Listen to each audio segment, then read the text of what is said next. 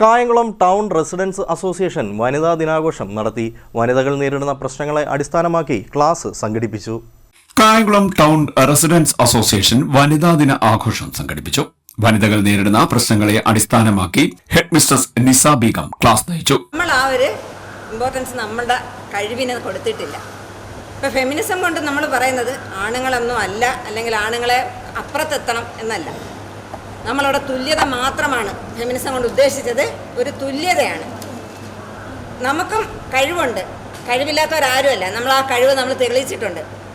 എല്ലാ മേഖലയിലും, വിദ്യാഭ്യാസ മേഖലയാണെങ്കിലും രാഷ്ട്രീയ മേഖലയാണെങ്കിലും ഇന്ന് വനിതകൾ കടന്നു ചെല്ലാത്ത സ്ഥലമില്ല.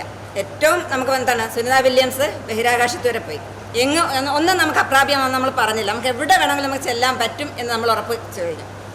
നമുക്ക് നമ്മൾ ആണുങ്ങളെന്ന് പറഞ്ഞാലും പെണ്ണുങ്ങളെന്ന് പറഞ്ഞാലും എന്താണ്, രണ്ടും മനുഷ്യനാണ്.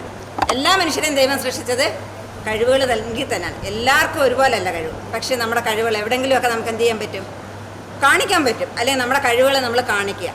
ഇന്ന് നമ്മൾ നമ്മുടെ മക്കളെ വളർത്തുമ്പോൾ, അല്ലെങ്കിൽ ഫെമിനിസം കൊണ്ട് ഞാൻ പറഞ്ഞത് ആണുങ്ങളെ അങ്ങ് തരം താഴ്ത്താനോ അല്ലെ അവരെ അവഗണിക്കാനോ അല്ലെങ്കിൽ അവർ പറയുന്നതൊന്നും അനുസരിക്കേണ്ട അങ്ങനെയൊന്നും അല്ല. പക്ഷെ അവിടെ ഒരു തുല്യത, നമ്മുടെ വാക്കിന്, സ്ത്രീകളുടെ വാക്കിന് എവിടെ ഒരു ഇക്വാലിറ്റി കിട്ടുന്നോ ആ വീടുകളിൽ മാത്രമേ എന്തുണ്ട്, സ്വസ്ഥതയും സമാധാനവും സന്തോഷവും കിട്ടും. കാരണം ഈക്വൽ പാർട്ണർഷിപ്പാണ് ഭാര്യ ഭർത്താവ് തമ്മിൽ. അവിടെ ഈക്വൽ പാർട്ണർഷിപ്പ് ഉണ്ടെങ്കിൽ എന്താണ്, അച്ഛനും മക്കളും തമ്മിൽ, അമ്മയും മക്കളും തമ്മിൽ ആ ഈക്വൽ പാർട്ണർഷിപ്പ് വരും.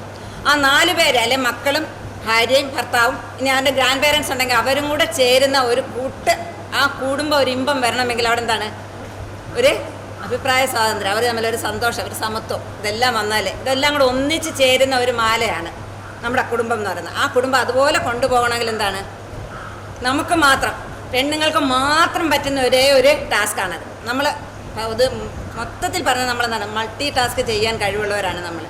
ഒരു വീടായിട്ട് കൊണ്ടുപോകണമെങ്കിൽ ആ വീട്ടിലെല്ലാവരും ഒന്നിച്ച് ചേർത്ത് പിടിച്ച് കൊണ്ടുപോകണമെങ്കിൽ നമുക്കേ പറ്റൂ. അത് ഒരു പെണ്ണില്ലാത്ത ഒരു വീട് ശരിക്കും പറഞ്ഞാൽ വിളക്കില്ലാത്ത ഒരു വീട് തന്നെയാണ്, വിളക്കില്ലാത്തൊരു മുറിയാണ്. സംഘടനയുടെ കുടുംബാംഗങ്ങളിലെ മുതിർന്ന വനിതകളെ പൊന്നാട അണിയിച്ച് ആദരിച്ചു. പ്രസിഡന്റ് സ്വപ്ന സജി അധ്യക്ഷയായി. സെക്രട്ടറി ജിജി ബോബൻ സ്വാഗതം പറഞ്ഞു. ട്രഷറർ ബിനു ശ്രീകുമാർ കൃതജ്ഞതയും പറഞ്ഞു. Joint secretary Sasikala, vice president Ambili Arun, Sindhu Krishnan, Rama, Shobha എന്നിവർ നേതൃത്വം നൽകി. തുടർന്ന് ഇസാറ കണ്ണാശുപത്രിയുടെ നേതൃത്വത്തിൽ സൗജന്യ നേത്ര ക്യാമ്പ് സംഘടിപ്പിച്ചു. SN ഇന്റർനാഷണൽ സ്കൂളിൽ നടന്ന ചടങ്ങിൽ കമ്മിറ്റി അംഗങ്ങളായ റെജി ആലക്കോട്, വൈസ് പ്രസിഡന്റ് അഭിലാഷ്, അപ്പുണ്ണി, സന്തോഷ്, ബോബൻ, അജികുമാർ എന്നിവർ പങ്കെടുത്തു.